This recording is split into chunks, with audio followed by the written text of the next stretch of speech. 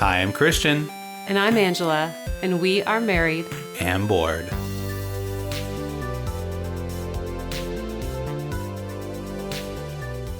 Hey everybody! We have another special episode coming at you today.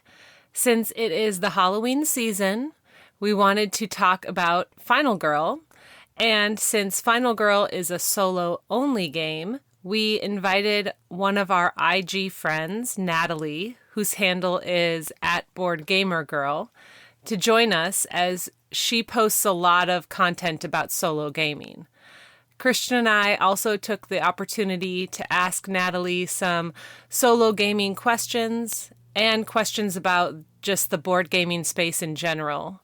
So we are going to skip our normal What's Up segment, and without further ado, here is our interview of Natalie, followed by our chat about Final Girl.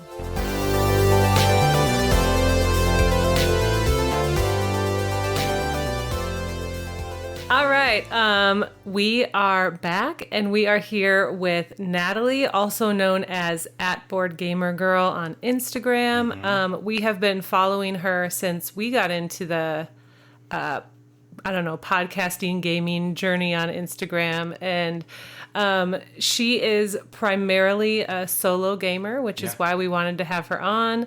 Has a pretty big platform, and so we wanted to have her on to share some of her thoughts about solo gaming. Yeah. So first question, Natalie, why are you so popular? No. We just wanted to... Me? I don't know.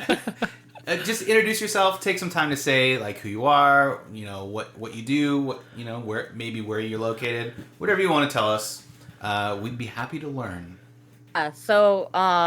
Obviously I'm Natalie, and then Board Gamer Girl on all the social media stuff. So mostly I got into board games. I've always been into board games, but modern board gaming was mostly in nursing school. So professionally, I'm a registered nurse in Canada. Cool.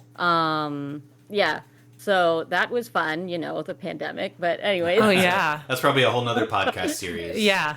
Yeah, it was cute for a second to have the game pandemic and be like, oh, but, that didn't last very long. Yeah, seriously. But yeah, so that was actually one of the first modern games that I was introduced to. So like Pandemic, Catan, Munchkin. My sister and my family are like very into competitive sports and competitive like anything. So they kind of introduced me to that, but it was like in nursing school that I really got into solo gaming. So solo gaming, I was posting all these pictures on my personal Instagram, and none of my friends at the time were into board gaming at all.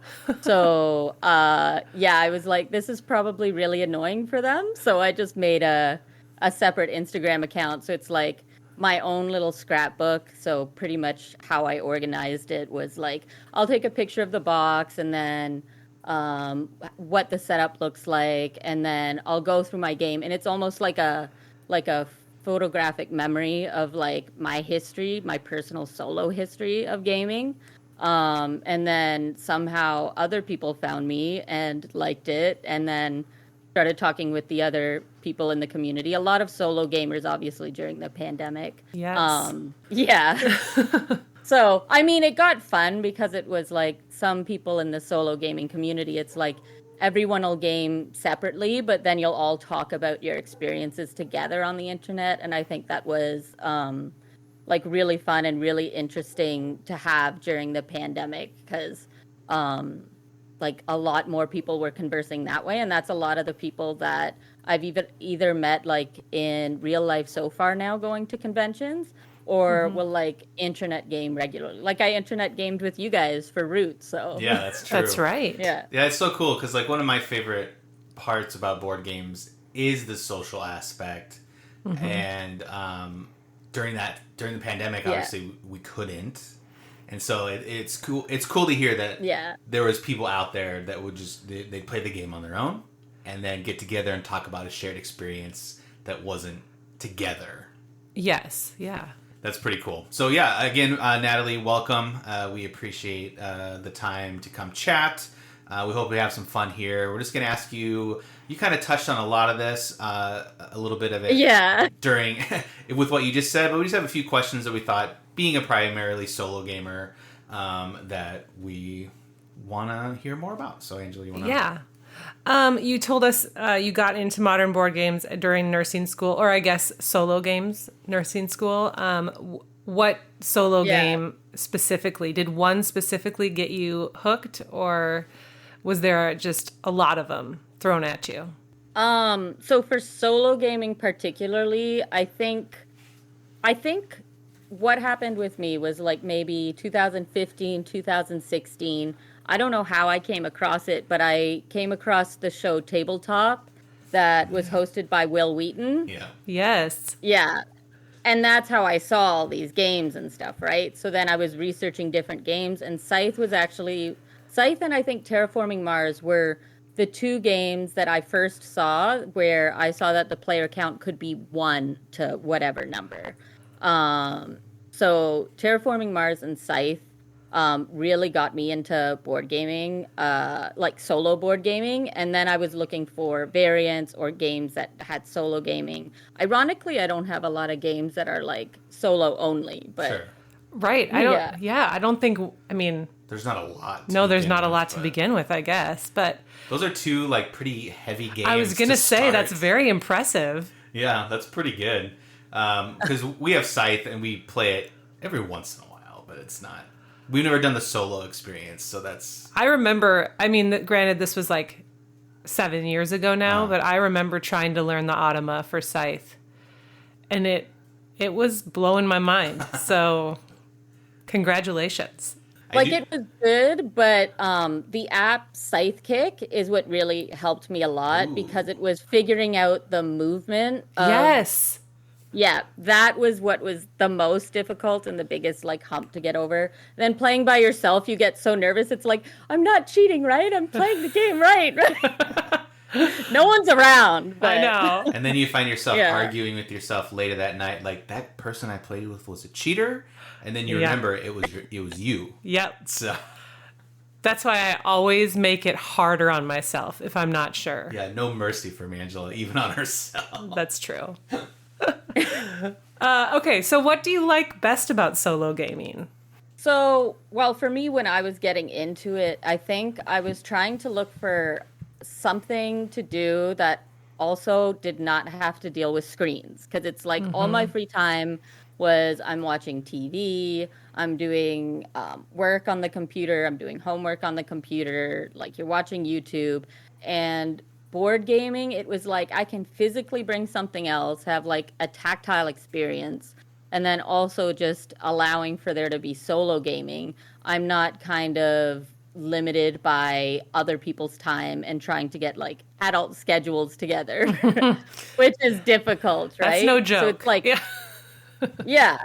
So it's like 2 a.m. I could just set up a game and play it by myself as a study break if I need or something at the time, but right. Or like anytime, right? So it was like an accessible like hobby activity I could do. And I mean, yeah, sure, people go running and do like sports and stuff, but I'm no, this one's good for me. Christian's over here like nodding because when you said just something that wasn't screens, I mean, that's exactly why he got into board games for sure. Yeah, we have 2 kids, and so our eldest is 10 now, but when she was little, we were like, she goes to bed so early, we don't want to just sit and watch Netflix. Like, how many times can you watch The Office? Like, it's a good show, but we don't need to watch it 7 times. A lot. Yeah. You know, and so like we decided board games, like, and our game of choice at the time was the Lord of the Rings LCG, that co-op experience, you know, and doing something together also, and playing a game was mind blowing, really. Like, yeah, this is a game you play together. Like, you don't fight each other. Like, that was a new concept. Kind of like when you discovered that there was a 1 to 5 player count on games. That was just like, what do board games do now? Like, what's going on? Yeah, I feel like I think that was my first solo gaming experience. Lord of the Rings. The Lord of the Rings you LCG. did that one a lot. Yep. Have you played that one Yeah, yet? I love that one. Yeah. I'm pretty sure I've seen that multiple times on your Instagram. Yeah. I've got fancy stuff for I used to have all three of the LCGs because the LCGs just play so well solo. Totally. So I have Marvel Champion still and Lord of the Rings, and unfortunately not Arkham Horror anymore. Even though I had so much like neat stuff for that one that probably had it stay in my collection longer. But playing solo, I was like, I feel guilty because I can't show all three as much attention as I'd like to, plus play my board games. Yeah. Right. So Right. Lord of the Rings was like one where it's like I love like that's like if I have the time, I love that and it's very difficult. But Marvel Champions is the one where you can just easily get it to the table, right? So Absolutely. You know, we're waving our Marvel Champions flag over here. We love that one. Yeah, and I really yeah. Arkham is one of those where I wish I would have jumped in when it started so that I could like more easily catch up or keep up because there's just so much content. And I know they're re-releasing a bunch of stuff, but Yeah. I would love to play that one more. Yeah, because I don't think I even have the latest campaign box right now. I grouped it with another game, so I'm waiting for those ones to come in. Gotcha. Well, that's awesome. I know we talked about just some of your highs of solo gaming. Is there anything that you don't like about it? Well, okay. Obviously, if you're solo gaming, you have to do everything. So you need to learn the rules yourself. You need to, on top of it, usually read the second book, which is the solo rules. Then for me, because I get so nervous of like just getting to your first play of any game just kind of makes me nervous that it's like overwhelming. So I'll also like when I'm going for like a jog or something, I'll watch a YouTube like playthrough of how they do the solo game. So like a couple channels that I watch is like Tabletop or Slicker Drips or Gaming Rules, and they usually have some pretty good playthroughs that help me like visualize going through it. Once I finally get through the first playthrough of a game, then it's usually easier. But also having to set up and tear down the big games because I really like when I was starting, I liked the big games, big setup, more crunchy rules and stuff. And as time went on, I realized I do not have as much time to put towards those games. So like I've had Kanban EV on my table for like 2 weeks trying to redo the solo I did wrong and finish that. So it's like a little bit every day. Yeah. I mean, like starting with Scythe, you're starting with like just a beast and then like realizing. Yeah, no, I get that. Like, and that's why like me personally, I just don't want to go through all the trouble of setting it up and knowing the rules and being like, oh man, I think I forgot like a step 2 turns ago. Can I reverse it or like what do I do? Right. Like it's just there's so much to remember and I get that. You're going to BGG, you're asking people on Instagram, it's like, hey, this is the scenario I'm in right now, letting me take pictures and then sending it and being like, what would you rule this as so that I can continue my game? Yeah. It's like I just need someone to tell me it's okay.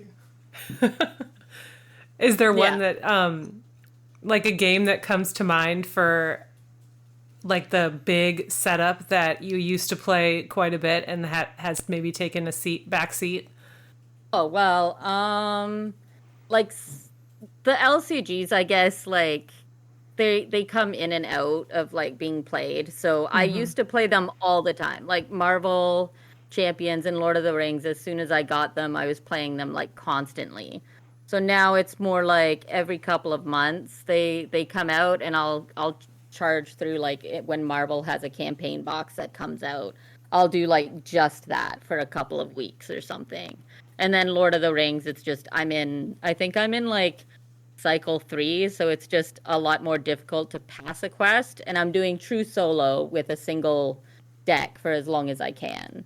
So the LCGs are like that, but then the other games that I do solo that I used to play, Arc Nova, I think. Arc Nova and Vindication, I used to play solo a lot. But since BGA got Arc Nova, I've been playing that like crazy over there instead of playing it solo. And then Vindication, I got the big box of stuff, and it's more like I need to open, organize, and then find I use a fan-made solo variant called Golem, and it's on Board Game Geek. I think Mike, who's also Sword and Board Games on YouTube and Instagram and everywhere, also did a solo playthrough of it using that variant. And it's like, that's the one I like Vindication with the most. But both of those games I love a lot, and I played so much. And then they just haven't gotten back to the physical table for a while. Oh, I didn't know that Arc Nova was on BGA. You can play it more now. Uh-oh. Angela loves the solo version of Arc Nova. It's one of her probably her favorite solo game. Yes. Would you say that? Yes, I would say that. Okay. Speaking of favorites, do you have a favorite solo game like currently? I know it can change really quickly, you know, in board games. Something new comes out, and now that's your favorite. But right now, do you have a favorite solo game? Favorite right now, it's difficult because it's like I have to figure out the mood, how much time I have, and then how much energy do I have to put it out. So, like I like Vindication and Arc Nova, but actually Obsession I really like solo. Like there's a lot of variants with the different levels of the like solo player, like the automa or whatever, when you roll the dice and they take certain tiles, and it's really easy and quick to do, but there's so many different ones, and then it goes a lot faster because I've played Obsession in person I think once, but it was a 6-player game, and I'm like, wow, this is what it's like when you play with other people. It's never my turn. Yeah, I was gonna ask, how long did that take you? Oh my god, I think, and it had like all the expansions and everything, so it was like at least 4 hours because there were also new players at the table, so I was like, yeah, what am I doing? We feel that. Oh, we have felt that. Yeah. It's such a good solo game, though. So, I mean, we might be the same person. It sounds like it. Oh, man. It's like every game you've mentioned, Natalie, Angela has just been like wide-eyed, like, oh my gosh, that's one of my favorites, too. That's my favorite. Yep. Yeah. So you mentioned you played 6-player with Obsession. Do you feel like, I guess this is two-parter, do you feel like you play games with that aren't solo, like multiplayer, a lot? And how have you, besides your family, have you found other like avenues to play with more than one person? So, mostly my family is who I've introduced games to, which apparently my mom tells me now that she actually would dread when I'd ask her to play games, but she's like, you're my daughter, I guess I've got to keep you happy. So now she's like a real gamer and stuff. That's awesome. But yeah, so mostly it's like after the pandemic was over, I ended up going to Gen Con last year, and that's when I met a lot of people. And I hadn't traveled outside of Canada in 10 years. And then I'd never traveled by myself. And I've never been to a board game convention. And I go to Gen Con as my first one. I swear to God, the first day I was like, what have I done? But then it was like, you find your people, and then now it's like, wow, this whole world's playing with other people, like just socializing with other people, and people who like really like board games, and then finding other people who are like similar to you. So, because I've gone to a couple meetups, but there's like, it's usually like I'll show up and it's like, okay, I am one of 2 women at this meetup, and I am definitely the one visibly queer one here. Yeah. So. Right, you feel like so a standout. That's different. Mm-hmm. Totally. Did you get the opportunity to go this year to Gen Con? I was supposed to go, and then I didn't get to go. But since Gen Con last year, like I think I went to Gen Con, then I went to PAX Unplugged in December, then I went to Blood on the Clock Tower convention in April, and Origins in June, and then I'm going back for PAX Unplugged in December. So more like, whoa, yeah. And here I am. I was like, I was at Gen Con 2 that year, but your list ends there. yeah, that's where my list ends. So, well, you should ask because I didn't go, but I'm curious what your favorite part of Gen Con was, Natalie. Okay, so I think probably so my flight got in late at like, it was really late on the Thursday, so I missed all of Thursday. And then my flight got canceled on Sunday, so I was dealing with that. So I really just had Friday and Saturday when I went to Gen Con. That convention, I find, like, I'm someone now that I've realized when I go to conventions, I'm really going to see like particular people and I want to game with them, and that's my priority. Gen Con felt like it was a lot busier and there wasn't as much time to connect with people and sit down and play games. Like, it was great finally meeting people in person, but it was all like 20 minutes, 30 minutes or whatever.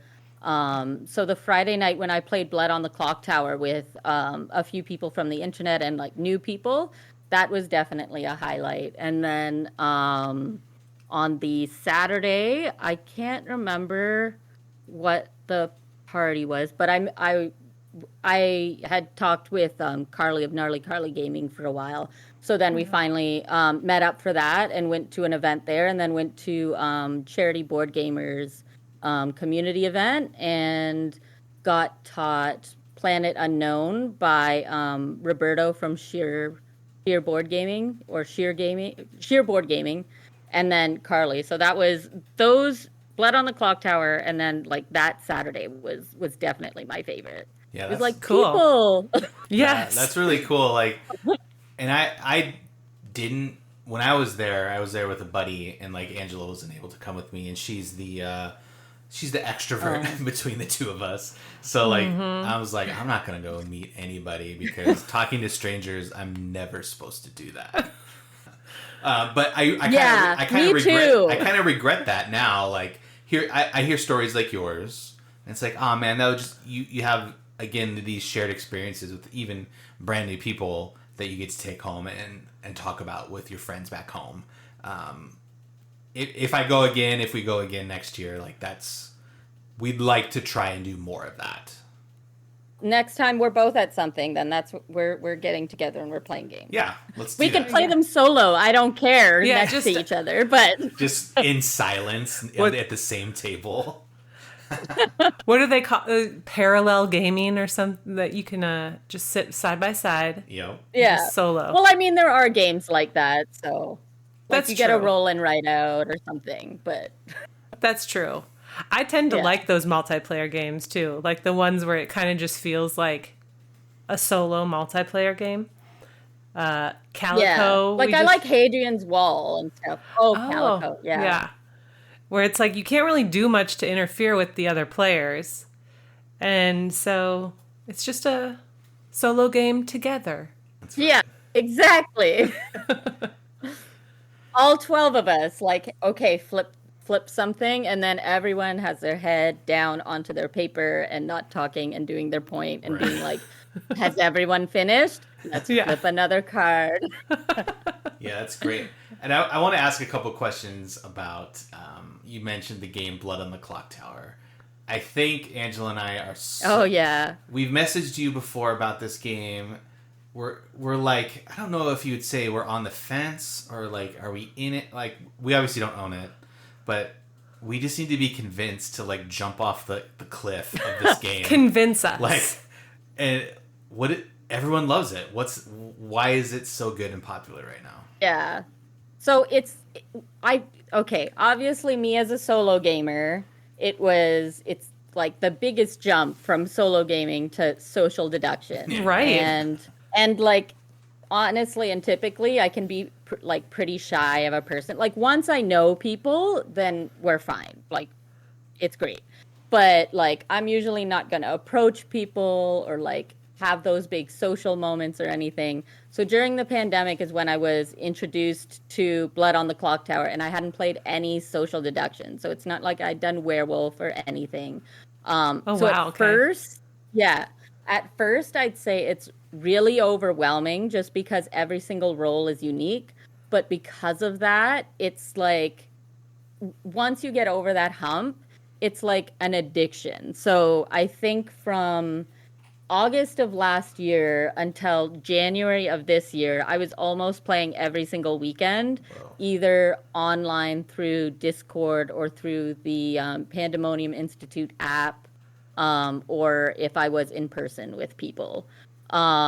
It's just like I don't have a lot of experience with social deduction, but there's so many scripts and so many roles, and it's just a way to talk to people through a game, and then the discussion after it of like when the storyteller kind of like tells everybody the whole story of what happened for your game. It's unique, and then everyone talks about it after. So it's like the friendship thing. It's like a great icebreaker when you've got like a whole bunch of people and you don't know what to do with them. Well, as long as they like have played some games. I wouldn't say like non-gamers might not Right. find it as great right away out of the box. It's like, hey, I've played Scrabble. Hey, want to play Blood on the Clock Tower? Yeah. Oh man, you have me convinced. I mean, I just need to know, like I feel like it goes up to 20 or what is it? Hundreds of people. Hundreds? Yeah. Okay. 20 is way too much. Okay. What's the ideal I'd say- number for the first time? Like, okay, so for what I've been told and what I've experienced is between 8 to 12 people is kind of like your sweet spot, and then your time of how long a game usually lasts, it depends on what, like if you're doing the intro script, it can take like an hour, but if somebody guesses the demon right away, the game could be over within like 15 or 20 minutes. So when I went to the convention, we had games where it was like 20 minutes the game was over, and then other times the game was like 3 hours long. Wow. We were like, Oh wow. okay, the hall's gonna close. Yeah. Yeah. Yeah. So my work does events, and they did an event a couple months ago that was like a murder mystery, and I'm trying to like convince some people to like take it to the next level and try this. I don't know if you've ever done a murder mystery night, or like, do you think is it good for like people who may not be way into board games but could like do a murder mystery? Does that question make sense? Yeah. It's like how I've tried to present it to like my own friends who, well, okay, at the time I kept saying that my friends are not into board games, and now all of a sudden this year I found out everyone's played D&D but me and my friend group. So I'm like, so you do play games. Yeah, that's the So ultimate. I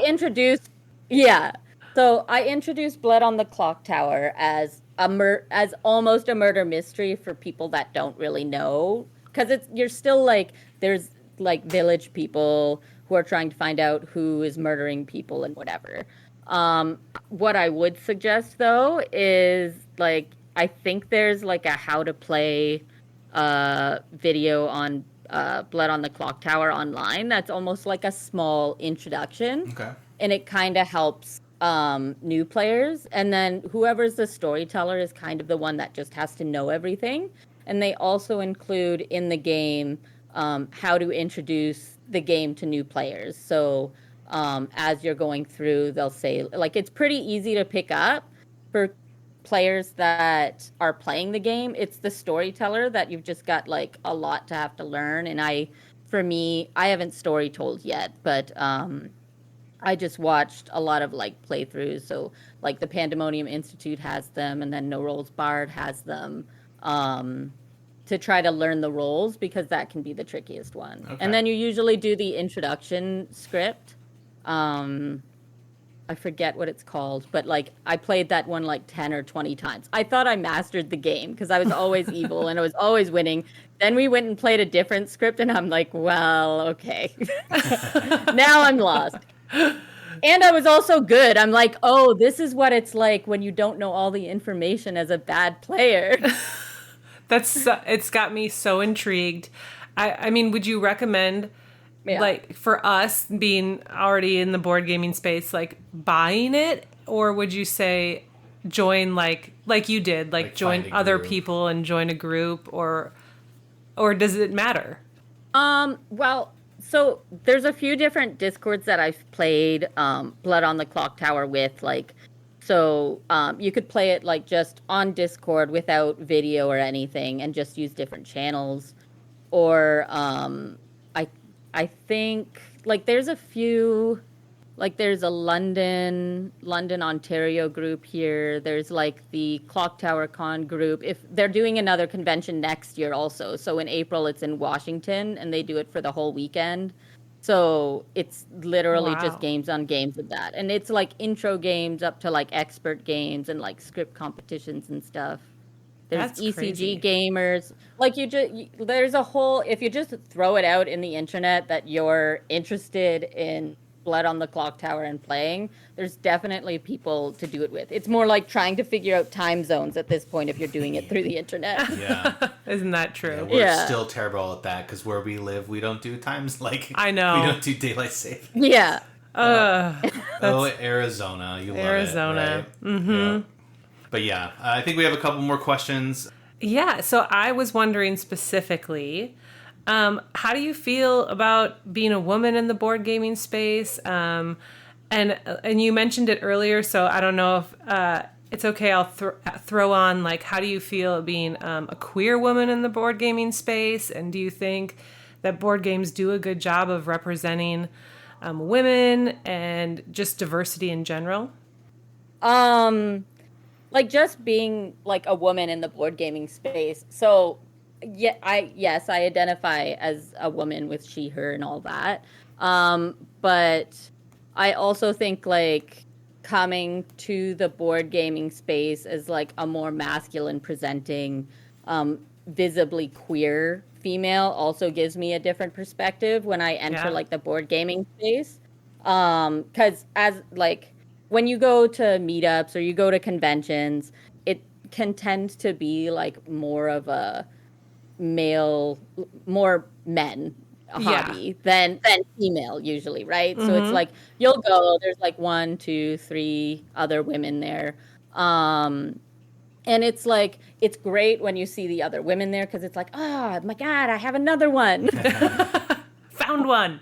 Yeah, and it's not like I've had primarily positive experiences just going because we all love gaming. We're all passionate about gaming, and just finding people that also like gaming in general is just exciting for me. But like sometimes, as in with any space, like coming into a space where it's like you're more of a minority in there. So as a woman, sometimes I've definitely had my fair share of when I get like condescending mansplaining of a game where I'm like, we were all supposed to read the rules before. I've read the rules. I probably read the rules twice and watched a playthrough, but it's like, oh no, this is how you do it. And I'm like, okay. Oh, yeah. Yeah. And I mean, like, the other thing I think is not like I haven't had it personally as much, but I've had different people that I've known where sometimes they kind of get talked down to, or their knowledge isn't like the primary thing that they're being known for, and it's more like their looks. Sure. Or like being a feminine presenting like woman. It's sometimes you don't, or at least from what I've heard, it's like sometimes you're not seen as an equal, or your voice is like not as important sometimes. But that to me, it's not as, it doesn't happen as often. It's just when I was thinking of this question, it's like, well, there are a couple things. And then also Sure. being like white and able-bodied, just Yeah. those also play into like what kind of spaces you're invited to. So it's like being able-bodied, being able to just get to the game table itself. And then, yeah. So Yeah. with all that in mind, though, like that's just showing up at the table. But the board gaming space in general, in representing women, and I'd say even like non-binary or trans women or able, like all different minorities, I Yeah. feel like the board gaming community, especially in the last few years, have really upped their game in that sense. Like there's a lot more oh, I forget what they're called, but they're like individuals who like when you create or produce a game, and then you get a cultural consultant to kind of look at the Oh game to yeah. make sure. Yeah, and I feel like a lot more board game companies are including that before they're producing a game. Um, and like a particular example is when Stonemeyer Games made the Libertalia Yeah. new edition. And a lot of people, like, I can see why people were kind of like, I don't really like this art. Like, it's bright compared to the other one. It's not as, like, dark and pirate and whatever.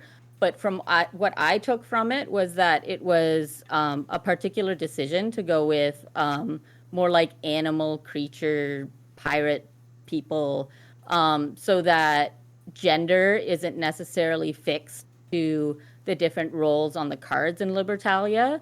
Um, and I remember speaking to Jamie about that. And it's like that was a really neat thing that artistically they could do so that you have representation. And then like games like Her Story or Votes for Women that's come out, or doing different like queer representation in Bamboo, I think the game is. There's like a queer family represented that you can play as. Oh And then wow. Fog of Love having like, Yes. yeah. You have the So like option there's a there, yeah. lot more thought than I'd say like 5 years ago when it's like Right. it wasn't really a thing. So, and I appreciate it. Yeah. Obviously, people will always have different opinions, but I think like moving in the right direction as well. Yeah. I think one of the first times we noticed the I think it was in Unfathomable. There is a like Oh yeah. on the back of the identity cards you can read. I don't know that we ever did that with any game, like read the person's backstory. The flavor text. Yeah, the flavor text. But then Yeah. we were doing it one time, and it was like, oh my gosh, they made I think it was the first mate or something made a trans character. So that was just really neat. I'd never seen that in a board game, and so I feel like we're getting there. I mean, it's kind of feels like it was.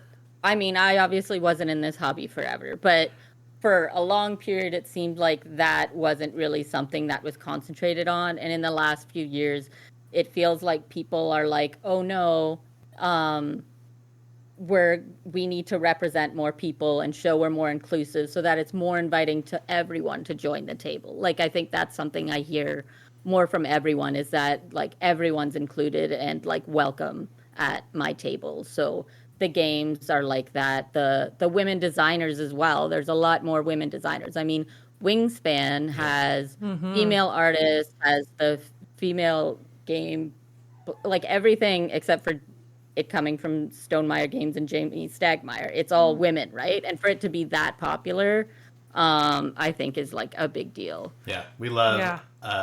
Wingspan and all the games that Elizabeth does. So Oh yeah. we're looking forward to Fox Experiment. Yeah. So hopefully that shows up soon. Yes.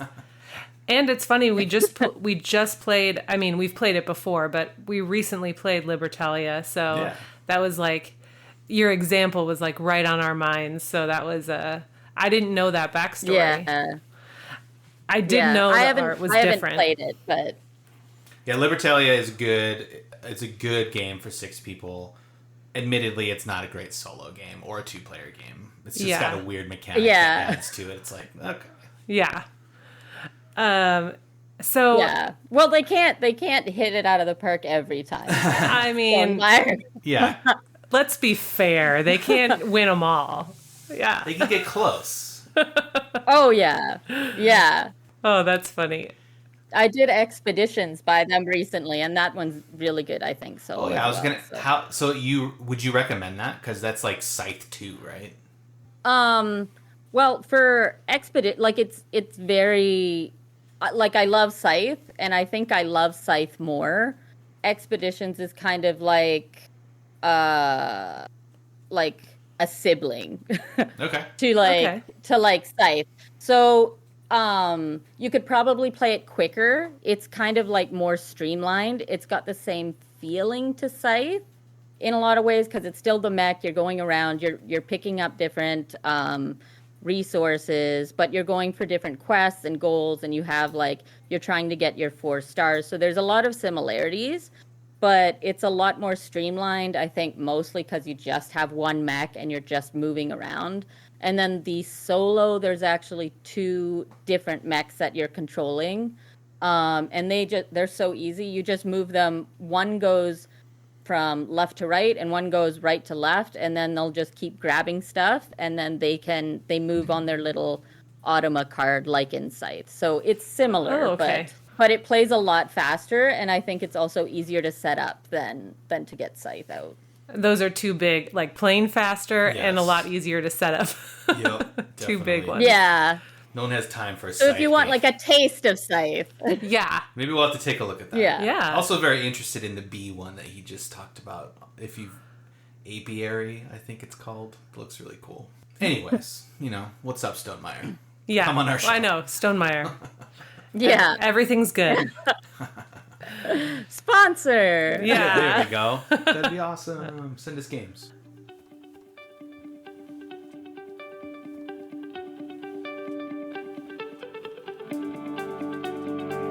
This episode is sponsored by Showit. Are you stuck in a boring website template? Maybe you don't even know where to start. Experience the true creative freedom with the drag and drop simplicity of a Showit website. Our website, marriedandbored.com, is a Showit website, and we love how simple it is to create. Get started for free at showit.co. You won't be disappointed. Well, with Natalie being on the episode today, we wanted to take a chance to talk about, well, probably the only board game that we own that is solo only. Yeah. And that's Final Girl. And if you have been following board games at all in the past 3 years, like, this has just been kind of everywhere. Mm-hmm. They've had multiple Kickstarters. I think they're coming out with another one, like season 3. I didn't even know there was that many scary movies, but we'd love to kind of just talk about Final Girl with you, Natalie, and just kind of see where it lands with you being a primary solo gamer. Yeah. And for those of you, I guess Christian said it's been everywhere. So for those of you that have had your head under a rock and don't know what Final Girl is, no, it's a one-person only game, so it's solo only, and the player is taking on the role of like the final girl alive in different horror situations. So they're modeled after different horror movies. And each box is a different horror movie where the girl tries to survive, defeat the villain sometimes. I think there's an exception to that. And then hopefully rescue some innocents along the way. So we usually want to start with, how easy do you think it is, Natalie, to set up and tear down? Oh, I find it, well, like, I feel like it's pretty easy, and it's like the small box where it's got those magnetic boards that like stick to either side and become part of the game is neat. But just getting those, once you've played like your first game almost, it's pretty easy to follow the instructions and set it up and tear it down. I think in like five minutes or so. But I've only played Camp Happy Trails, so I don't know if some of the other ones are actually more intense for setup and tear down, but I wouldn't think so. Yeah, I think they're all similar. Like they're all have variations, of course. They're not all the same, because why would they be? But like having everything in the box too, and having that box like you described, it's like double magnet, and it looks like old VHS tape. Like that's so cool, and it works. It makes it so much easier to just be like, all right, I need the core box, and I need my VHS of Camp Happy Trails, and we're good to go. Yeah.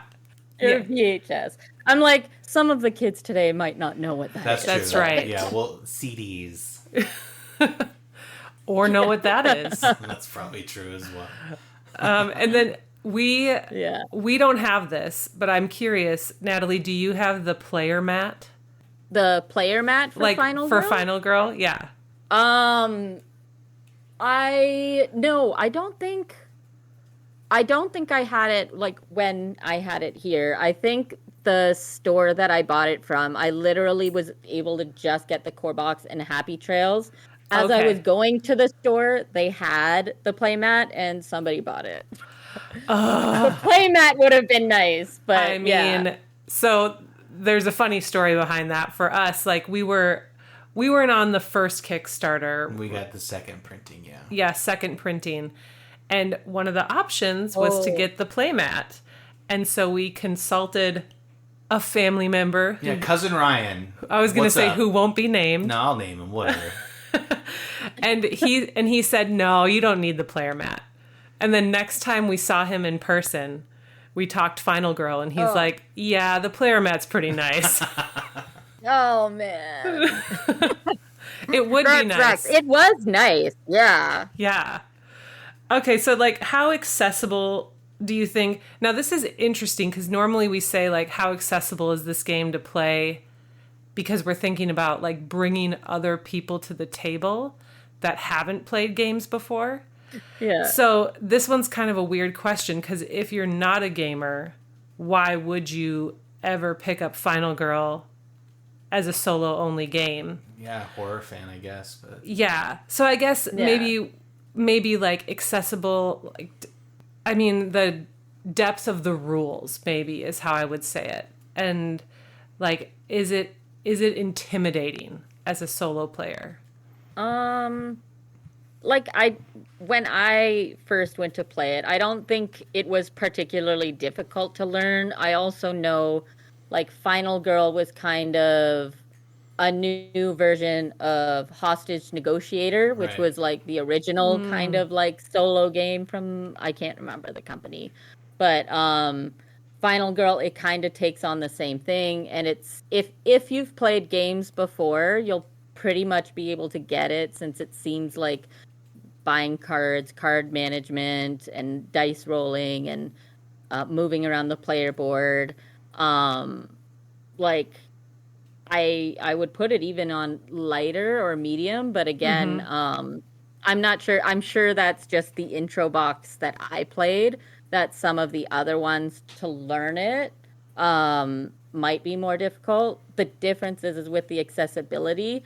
I think people who like, if you roll bad dice like twice, you're kind of like dead in the water just playing the game. You're so And dead. I think that's yeah, like I feel like that's more of like the accessibility of, some people will either love that or hate that, and therefore like continue to like keep playing the game and diving in further to get more VHS More episodes. Where do you land on that? Yeah, where do you personally land on the luck versus skill, I guess, maybe? Or like harder to, like Yeah. I find it's unforgiving because of those dice. And so it makes it very not fun for me personally. Yeah. Like it can be fun, and I see how you can mitigate the luck to an extent in the game, but to the extent of how punishing your dice rolls really can be, especially when you're starting out in the game, that's where I was like, I don't know if this is necessarily for me, but I also see how like some people really love that. Like Lord of the Rings LCG, I love how hard and how punishing it is, but that's a different situation, and that's just as much luck as well, right? So theming also will drive if you're gonna keep coming back to the game. So that's very true. That's true too.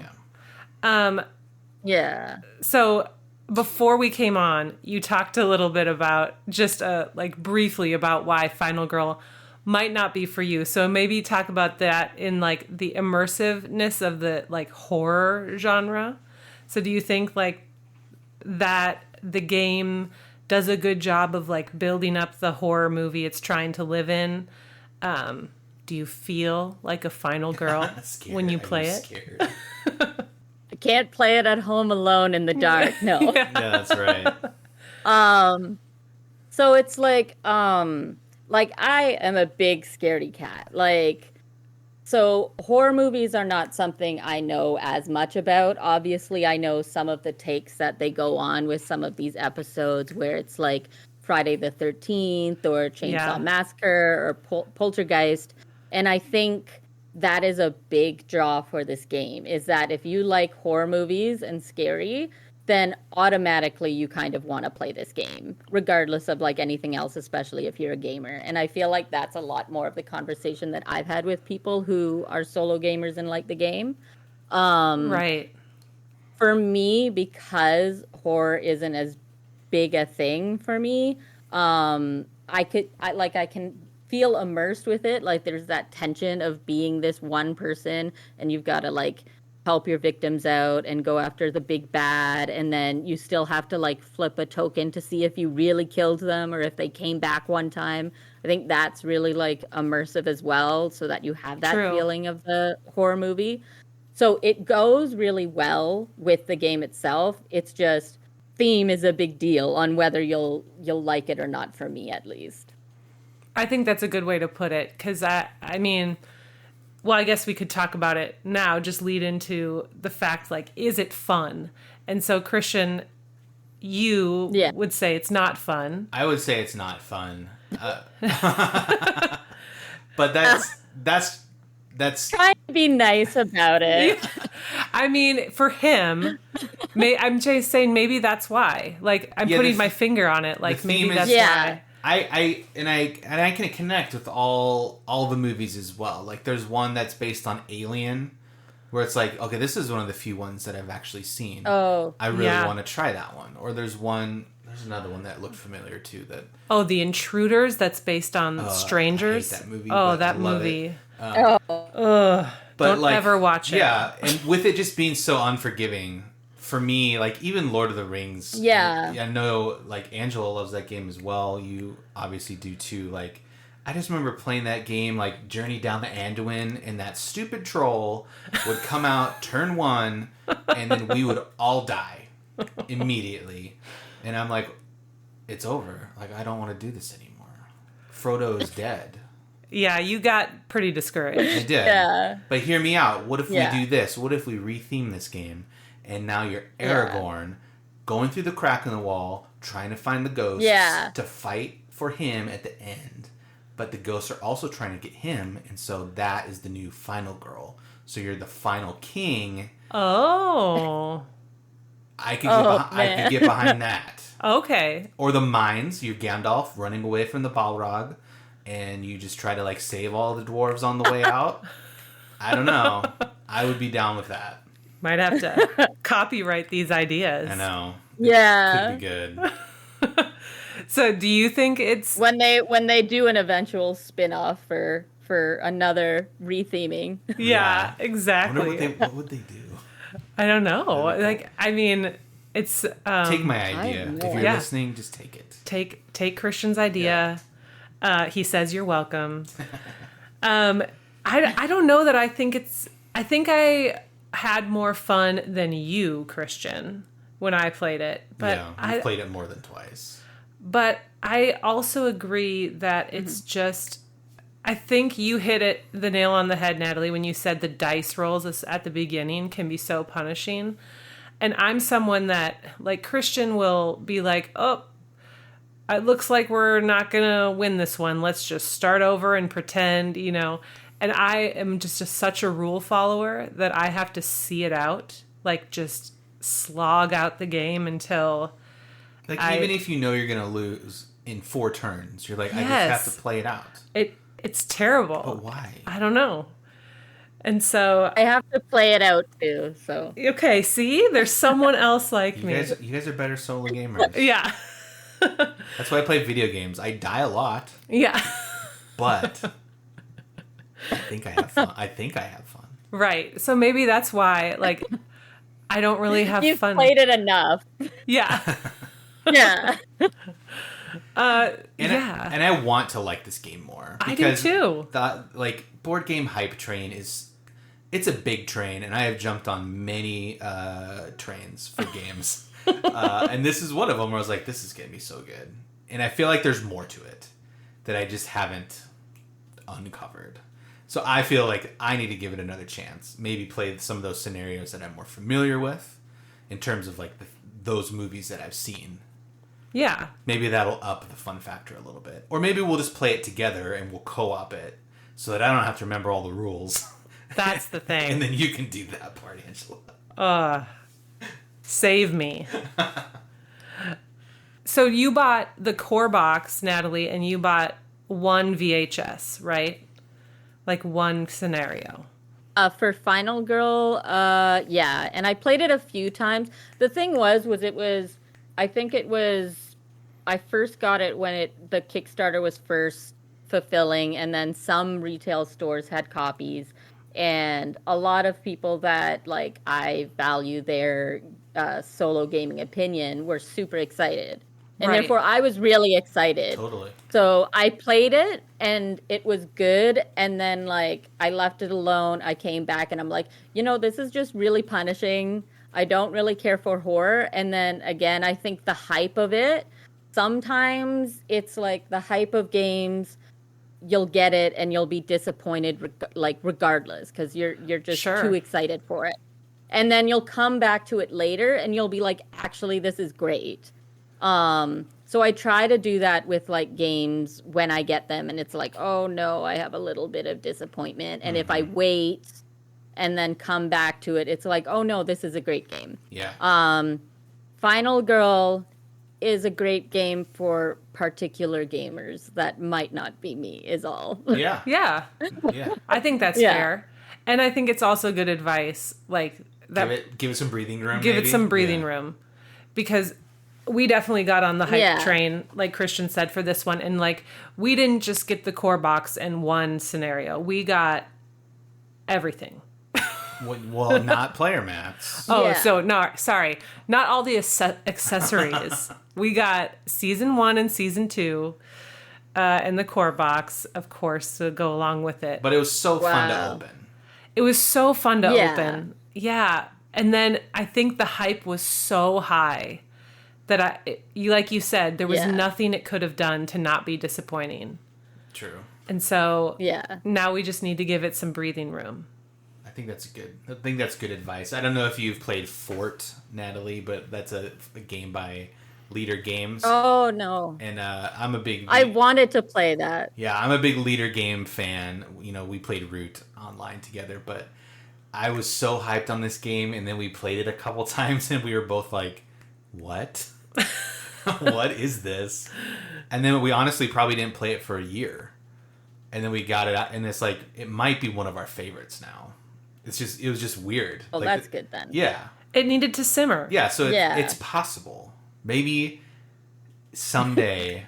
Maybe, there's hope. Yeah. Yeah, there's hope. I'll try it this Halloween because it's spooky time. And I'll scare myself by playing solo board games. Probably scare you by playing a solo board game as well, Angela. Which is, it's funny that I'm like the biggest scaredy cat that probably, Christian. Yeah, that's true. I mean, maybe now with Natalie, we can be scared together. Yep. But yeah, this is not scaring me currently. But maybe it will in the future. Looking forward to giving it another try. So I would say it looks great on our shelf right now. Yes, it does. It's a good Halloween piece. That's actually not a joke. It's actually very cool. It does look. It's very cool to see on the shelf. Yes. But yeah, all right. I would say, like Natalie said, it's a great board game for a specific board gamer. Yeah. Yeah. Well, Natalie, as we wrap up the show here, we would like to have a little bit of fun and ask each other this question. We like to ask, what's bringing you joy outside of board games? So yeah, I mean, when you first say what brings me joy out of board games, the first thing is like, oh, there are other things. Yeah. Who knew? But yeah, so I mean, in general, I guess, obviously I touched on it a bit earlier. Once I started traveling again, I'm going to mostly conventions, but hopefully after this year, I want to like travel more and then like go places other than just Canada and America. Cause Nice. Like 10 years ago, I backpacked Australia with my sister for 3 months. Awesome. Whoa. Yeah, and that was fun. I mean, I'm not it was a very adventurous trip, and I don't usually put myself outside of my comfort zone. So it was like, let's ride a motorcycle today. Let's fly in a stunt plane today and whatever. And I'm always the one that people are going to scare, and my sister's just free for all. So like doing more of that stuff before I'm too old to do it, or maybe I'm too old already. It's like, I slept wrong. I can't move today. Yeah. Yeah, we are nodding at that one. We know how that feels. Yeah. So traveling. So it's like, yeah, like I really want to backpack Iceland. I'd want to do Europe too, but yeah. Nice. And then, yeah, my sister's cats. I loved them, even though I'm allergic. So. Oh, you're allergic. Did you have to just like, what, take some medicine and then hope for the best? Yeah, like I'll take allergy medication. All my friends have at least 2 cats, or at least, yeah. So and I even used to, with an old partner, we had 3 cats, and then halfway through that relationship is when I found out I was allergic, and I'm like, I can't leave them. I love them now. Why am I sick all the time? But yeah, when a cat chooses you, that brings me joy. That brings me so much joy. I will never move again. Yes. There you go. Yeah. Angela, do you have anything that's bringing you joy outside of board games? Oh, I mean, I have so many things. Okay. The question is, have I already talked enough about coffee? No. Yes. Let's see. Something that's bringing me joy outside of board games that I haven't mentioned before. The monsoon season here in Arizona. Okay. Rain is few and far between here. Mm-hmm. And so when it rains, it pours here in Arizona. And it might be like just in, I don't even know, like a 5-mile radius, or even like... Well, yeah, even my parents who live 2 miles away won't get rain. Right. We'll get dumped on. Yeah, it's crazy. It's strange. And it'll just like... Holy, that is weird. It'll like destroy neighborhoods. But then, 2 blocks away, it's fine. Yep. So it is... I don't like the destruction. I should clarify. The destruction is not bringing me joy. Yeah, because I'm like, wait, what was the question? It's the rain. The rain is bringing me joy. Because it's like, such a treat here to get rain. Any weather is awesome. Yeah. What about you, Christian? Outside of board games, I'm gonna say I got the banjo out of the closet. Yeah, you did. Yeah. So I've been trying to get back into that a little bit. I'm not great, Natalie. Don't. I'm not good at all. But I do like learning instruments, and so that's, for whatever reason, this one has been the hardest one I've tried to learn, and I just want to figure it out. It's been a few years. You can do it. Appreciate it.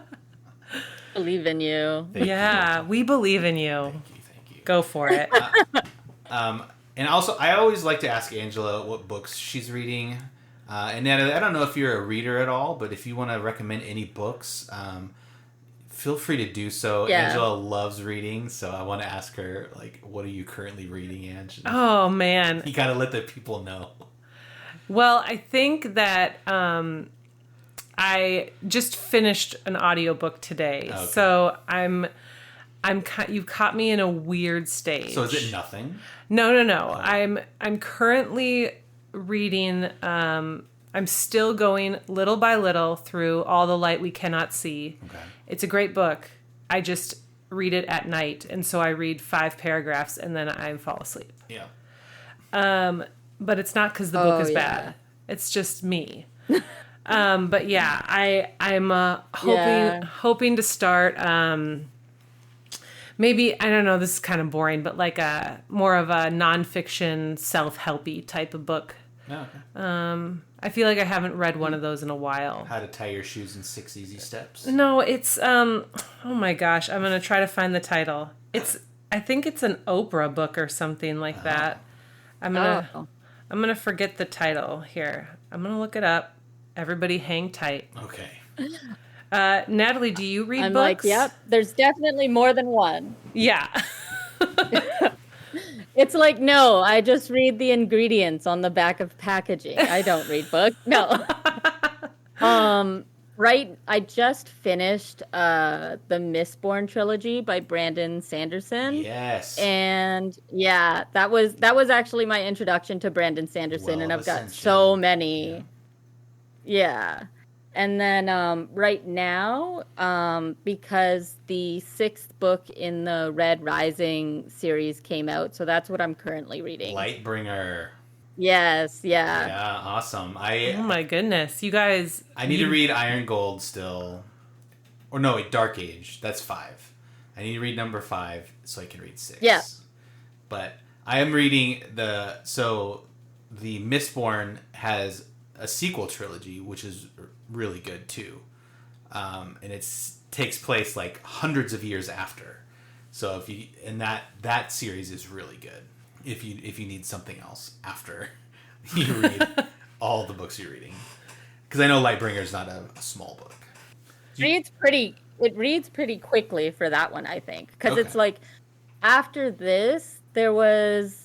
So I kind of have like a whole bunch of books where it's like I've read 100, 200 books and then I've stopped. And it's like I got interested in one book too much because I'll read like multiple books at a time. So it's like I've got the Wheel of Time book 2 that I'm reading. I've got Dune that I like stopped in the middle of.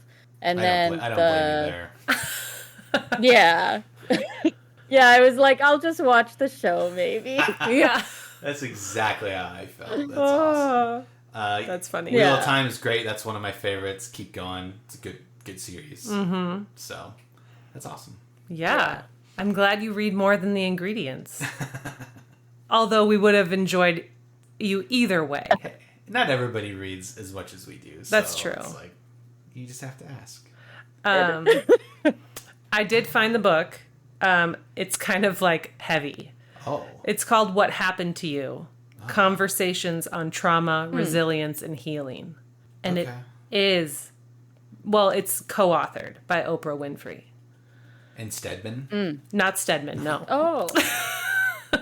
I thought it was just going to have like the Oprah like seal of approval. Yeah, like her book club. No, it's okay, Bruce D. Perry. He's a MD, PhD, and then Oprah Winfrey. Okay. I'm sure it's great. Yeah, it's just kind of a heavy topic. Okay. It's not like like Mars and space like no. It's gonna be it's like pew pew. Yeah. It's gonna be a slow one. It's not like I'm gonna zip through my conversations on trauma, resilience, and healing. Exactly. Oh man. Well, you're reading that. Natalie and I will be reading about the adventures of Darrow and all of his hell divers or whatever they're called. You might be having more fun. Yeah. Okay. Maybe. Well, that's awesome. Natalie, we appreciate the time tonight. If you want, the floor is yours. You can just tell everybody how they can reach you on Instagram or however you want people to get in contact with you. So primarily where it all started was on Instagram. So like usually just the @boardgamer. And I realize now that I talk to people out loud when I say it. My thing is board gamer girl, and then when you say it out loud, you miss the gay, like gay. Yeah, Gaymer. Yes, spell it. Yep. I was going to clarify that gamer. Just in case, because I get it. You'd be hard to find. Well, that's awesome. Definitely give her a follow, everybody. She's got great content. She's been doing it for a few years. Yeah. She's obviously super popular. Very popular. And again, we appreciate you coming on the show, Natalie, and we hope you had a great time. Thanks for chatting about Final Girl and your solo board gaming experience, and we'd love to have you back anytime. And happy Halloween. Yeah, for sure. This was fun.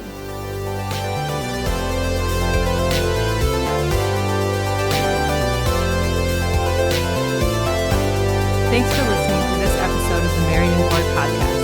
And guess what? We have a website where you can listen to podcast episodes and so much more. Find us at marriedandbored.com, or you can email us at hello@marriedandbored.com or follow us on Instagram @marriedandbored. Music in this episode is by Joseph McVeigh.